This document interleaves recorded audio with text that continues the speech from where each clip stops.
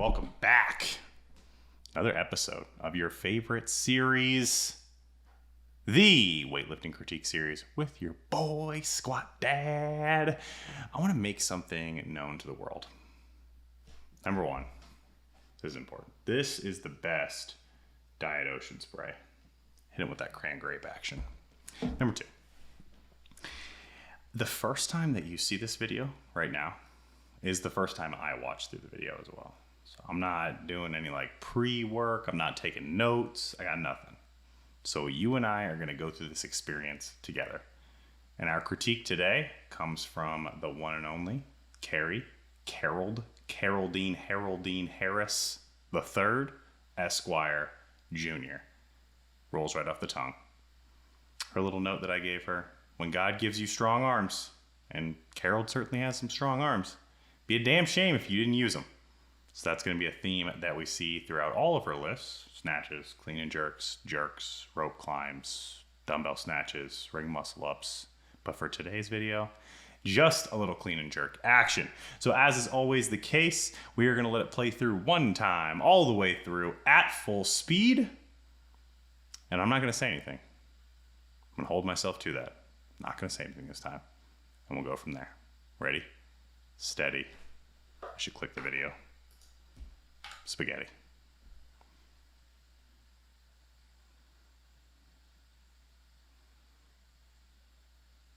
Trying to think what's on the bar here. Definitely need to zoom in on that face. Jake, do you see that? Just make that the thumbnail. She did what on her clean and jerk? That'll make people click the video. Make that the title. All right, let's start this thing over. Alrighty, we got ourselves a nice little setup right here. Very good. Hips are down, chest is up, elbows are out, feet are in a good spot, toes may be angled out a little bit more. I think she likes this position. She's a more knees forward kind of lifter. And you'll see that when she does break the ground, even though it's a little fast, the knees do move back.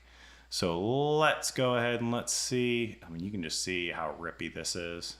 So with someone who doesn't use a dynamic start, like she is using a static start here. She's not bringing her hips up and down. She's not bending her knees or anything like that. She's starting from a static position. So in that static position, if you are someone who has a similar start in your clean and jerk or your snatch, I encourage you to take some of the tension out of the bar, like pre-pull that slack out so you don't get this like big rip right there where the bar doesn't really move. So pre-pulling out some of that tension can help with that start position, help you stay in position so you don't get like when the weight gets heavier. So this for her, I think her best clean and jerk is 176. 80 kilos. It looks like this is 125, 145, 155. So this is somewhere around like 85, 90-ish%, so relatively heavy. But as you approach that 100% and going for PRs, you'll notice that if you try and rip it off the floor, what happens is if like this is your back angle right here, you have this good starting position back angle. When you rip it off the floor, your chest kind of drops towards the floor and then you lose your positioning from there. If the lift starts like shit, chances are it's going to end like shit. All right, at the knee, good position here. Not too bad, nothing much to critique here. Feet are still flat on the ground. She's not doing that thing that some people do where they rock back and forth the pressure on their feet. Maybe I'll find someone who does that and we can highlight that in the next video, but good full foot pressure here. Shins move back out of the way of the bar. So she doesn't have to loop the bar out and around. She doesn't have to like drag it out and around. She just smoothly passes the knee here. Knees move out of the way. Right here is where she could be using her lats a little bit more to sweep the bar in. So you can kind of see that separation. It's kind of hard to see there. Yeah, so there we can kind of see that separation where the bar is out in front of the body. And you're going to see what her natural impulse is when that's the case. So right here you see the arm bend. Again, arm bend, not a bad thing. Don't let anyone tell you it is. Arm bend, fine. If you bend, re-bend, just to bend and pull, then we got an issue because then it's going to create this like disjointed 2 or 3 motions all in one kind of hitching motion. So she does bend at the elbow early, fine. She's using that to pull the bar into the hips because she used a little bit more of her lats to get it to that mid-thigh position, that contact point. Yeah, she could, definitely. Combining the two would put her in a really, really good position right here. All right, so we've got where's our power position? We'll say right, not there. We'll say, we'll call it that. All right, so here's our power position. Some things to note here. The shoulders are still going to be slightly in front of the bar in this position, which is not ideal. Ideally, we want to see the shoulders moving behind the bar at this point. What that allows the lifter to do is get a greater knee rebend underneath the bar for a more vertical scoop as opposed to a horizontal push with the hips. So if she were to take this back angle and instead of being slightly inclined forward, throwing her shoulders back behind the bar, she would be able to find that she could use more of that leg drive in this position and less have to rely on her arms to pull the bar into position. So if we go one frame further here, actually one other thing I wanted to highlight here, and it's going to start from the floor, and that is going to be that the speed that she moves here off the floor is excessive. So she pulls really hard off the floor instead of a controlled start with acceleration past the knee. So the analogy I always give to my lifters is that getting the bar started off the ground, whether it's a snatch or a clean and jerk, is a lot like getting a car started from a dead stop. So you wouldn't sprint as fast as you could at that car and just run yourself into it to get it started. What do? You put yourself up on the car, you start nice and slow with a nice controlled push, and then as the car gets moving, that's when you accelerate. So take that same mentality into your snatch and your clean pull. So watch, this is fast. Rips off the ground. One more time. So it's very, very fast off the ground. Could slow that down, be in better positions throughout. Let's go back to where we were before though. So we were at this power position. We discussed the position of her shoulders. We discussed the arm bend. Let's take it a little further now.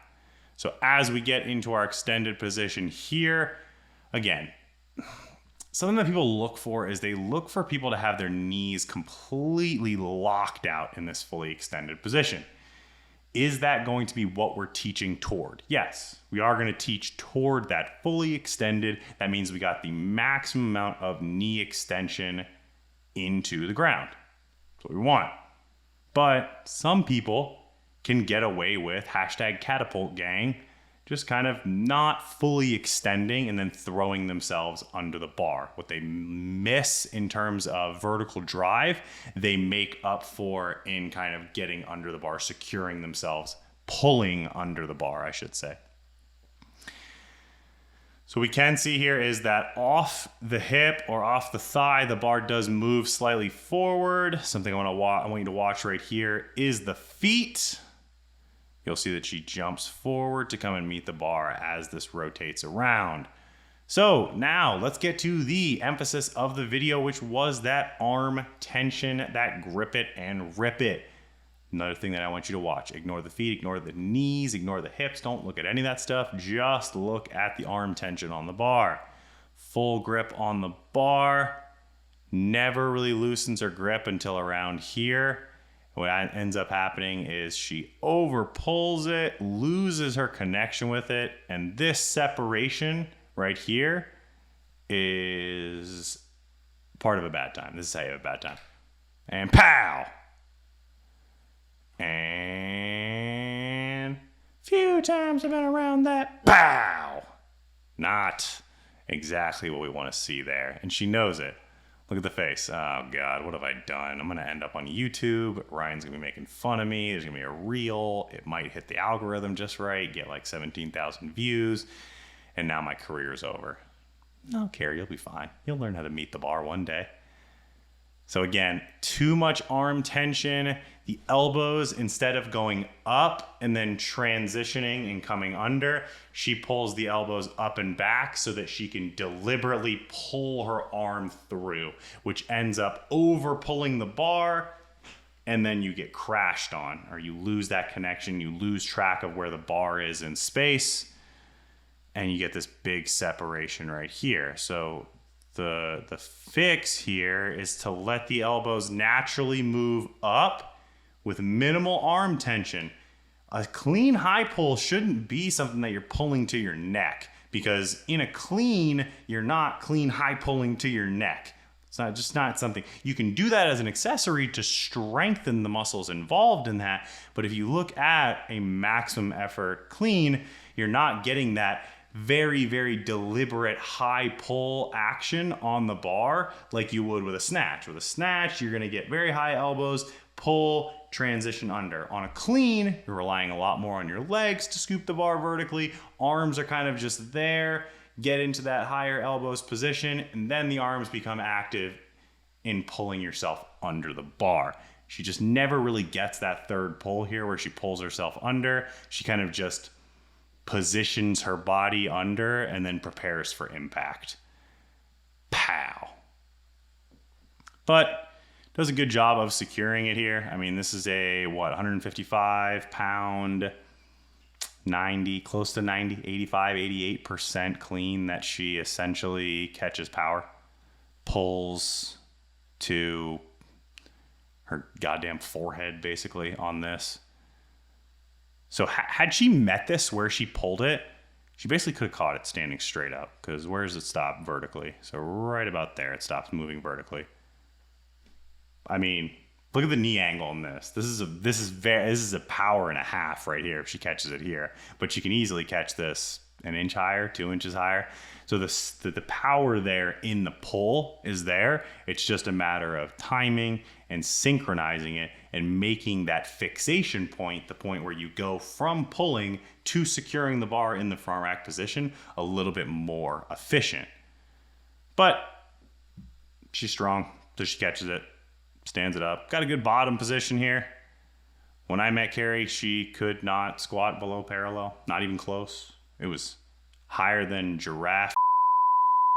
Jake, bleep that out. Definitely bleep that out. Higher than giraffe. Beep. Much better. I like that better. But with some mobility work, look at this bottom position right here. Doesn't get a lot better than this right here. She stands this up easy with a little laugh. Maybe a little talk bubble right there, Jake. Damn it, I done fucked up again. Ryan's gonna make fun of me. Shit. Stands it up nice and easy because her front squat is, 100 pounds heavier than this probably, if not more. Now we get into some issues, because instead of synchronizing this here and making this efficient, standing it up, popping it off the shoulders and adjusting your hands for the jerk, what she does is she gets distracted by how much she hates the clean, stands it up without adjusting it, and now we get to do the adjusty dance. I put my right hand in, I take my left hand out, I make a weird face, and I pop the bar around. What do we got? We got one more there? Nope, just gonna wiggle my heels. See, at really, really high intensity, so going for a PR here, this is going to cripple you. Doing all of this song and dance here. Let's go back here a second. Doing all this song and dance here where you got to pop that up. Okay, hold on. Other side now. Wait, hold up. There's more. You're just going to drop that on your throat and non-erotically asphyxiate yourself. So not ideal. I'm going to cut that out. Stand up from the clean. Pop the bar off your shoulders. Put your hands where they need to go. Unless you're a Colombian, then you just hold it supported in the front rack as you slide your hands out. You guys know what I'm talking about? That shit's cool, man. Wish I could do that. But unfortunately, I ain't that good. All right, so now we stand here for far too long. Maximum intensity again. You're going to choke yourself out here. It's not going to be ideal. We want to get into the jerk faster, so being more efficient. All right, now let's look at this dip and drive. She's got some weird bar motion where she... okay, I see what's going on here. So she's breathing, trying to catch her breath. So she actually breathes in as she goes into her dip. And Greg Everett, shout out Greg at Catalyst Athletics. Go give him a follow. Tell him that you love him. Tell him he looks like the guy on the Call of Duty cover. You want to breathe in before you dip. So breathe, brace, then get into your dip and drive. Because she's breathing while she's dipping, starts to pitch her a little bit forward. So just watch that bar start to move forward here. A little bit of a forward lean. Again, Kerri, because she relies on her strength so much on the majority of her lifts, on the majority of her movements, she's going to have this classic strength style dip, which is usually characterized by dipping too far, relying less on your elasticity, less on that stretch shortening cycle, and more on just brute force. So Kerri is probably good in her dip right here or right here. So here is probably where she could store some good elastic energy, put that force into the floor, and get this thing overhead easily in a fast and efficient manner. But she dips significantly lower than that. You can kind of see the torso start to come forward. She converts to that jerk. I would say she never really gets back with it. Like, it's just the look of it just doesn't look like she's far back enough. And what we're going to see is probably this bar stay out in front. It's not bad. That's not bad at all. So nice little, it is a little bit forward, and that's why she has to recover back foot forward. Again, when we recover back foot first, and especially back foot all the way, the majority of the force is being supported by your lower back here. So we can see that kind of curve in the low back there. That's where a lot of the weight is being held. And sure, it's fine for a couple lifts. Sure, it's fine at lower intensities. But again, we don't want to put that much force, compression, and shearing through the lower back. It's a recipe for a short career. So ideally here, we want to see her split, land. How do the feet look? We land back foot, front foot, about the same time. So ideally we want to see that back foot land first. Slight bend in the back knee, maybe a little bit more bend back there. Shin angle on the front is a little bit far forward. Again, just telling me that this bar was forward, and you kind of saw that in the dip and drive portion where it looked like her torso kind of fell forward a little bit. Ideally, again, we want to see that shin angle on Jake. Draw another line. Yes, lines. I fucking love lines, man. We want to see that shin angle. So right here it is. It's kind of like a little bit of an incline on there. We want to see that shin angle straight up and down. That usually tells me that there's a good weight distribution between the 2 feet. And then you can recover front foot first, halfway back, and then bring the back foot up to meet that. So 50-50 weight distribution, vertical shin angle at the front, a little bit more of a bend in the back knee, and then recover front foot to back foot.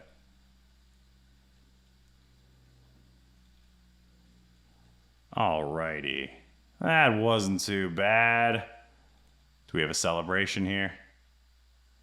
Pain, suffering, hatred, clean and jerks, terrible. That was dramatic right there. Jake, zoom in or something. Does she like it?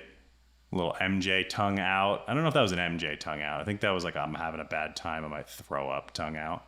Similar, but not quite the same.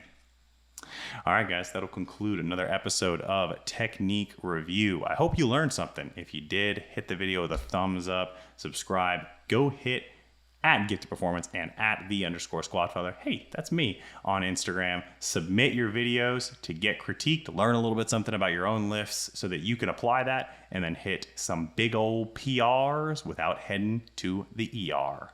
We will see you on the next video. In the meantime, in between times, and as always, you know what to do, so do it. Stay gifted.